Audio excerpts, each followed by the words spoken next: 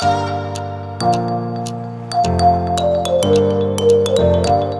next question in line is about the fee. Like why this fee is too high according to the market? It's a myth. It's a myth कि यार फी बहुत expensive है. मतलब if you go and speak to the place candidate, ऐसे बच्चे हैं जो बोलते हैं कि यार आज not at the time of placement, क्योंकि उस टाइम फी दे रहे होते हैं तो उस टाइम तो हम अच्छे नहीं लगते.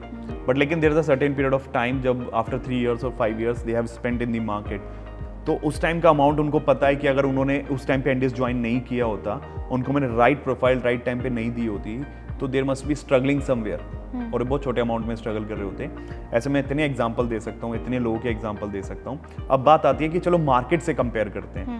मार्केट से कंपैरिजन में तो कोई कोर्स ही नहीं है, एनडीएस नाम का कोई कोर्स नहीं है.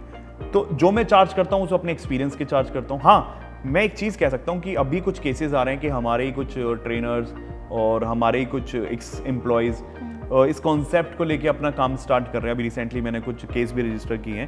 प्रॉब्लम ये है कि देखो, एक आइडिया ना, एक्सपीरियंस भी चाहिए होता है आइडिया के साथ. आइडिया तो है लेकिन एक्सपीरियंस नहीं है. किस अमाउंट में, जब एक प्रोफाइल आती है मेरे सामने तो मेरे एक्सपीरियंस है, मेरे को पता है कि मेरे पास राम और श्याम दो कैंडिडेट आए हुए हैं, और I have a good idea कि राम का बैकग्राउंड मैं एक बार समझ लेता हूँ, 10-12 साल हो गए इंडस्ट्री के अंदर, और शाम का भी बैकग्राउंड समझ लेता हूँ. So I know what to keep into the resume of Ram और what not to keep into the resume of Shyam.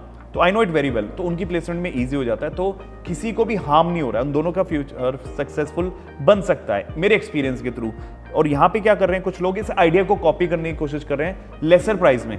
अब ऑब्वियस है कोई ऑडियंस में बैठा है और उसको पता चले कि मेरे से एक अच्छे खासे डिस्काउंट में कोई और ये कोर्स ऑफर कर रहा है, तो वो जाके कोशिश करेंगे ज्वाइन करने की. तो टेक्निकली तो शायद पढ़ा देगा बंदा, पर एक्सपीरियंस कहाँ से लाएगा, ये नॉलेज कहाँ से लाएगा कि आपको किस कंपनी में लगाया जा सकता है. वो क्या करेगा, वो एंड ऑफ द डे यही करेगा कि उसके पास एक्स कंपनी से रिक्वायरमेंट है तो आपका भी सीवी इसमें भेज दिया, उसका भी भेज दिया.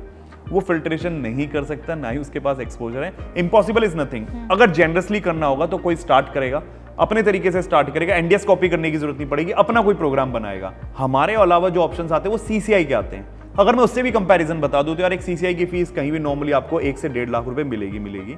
फिर उसमें जॉब करने के लिए आपको सीसीआई का सर्टिफिकेशन भी निकालना पड़ेगा, लैब भी थ्योरी भी निकालनी पड़ेगी, लैब भी.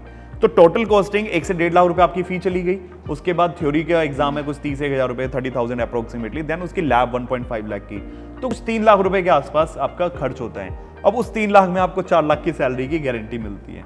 तो वो 3 लाख रुपए खर्च करके वो 4 लाख का पैकेज ले लो, या हमारी फी देके आप 8 लाख एवरेज पैकेज, हम मिनिमम 6 लाख का लेते हैं और average package 8 to 9 lakh, 7 to 9 के बीच में देते ही देते हैं. तो बाकी आपकी स्मार्टनेस है, आपकी इंटेलिजेंस है, आप क्या चूज करते हैं.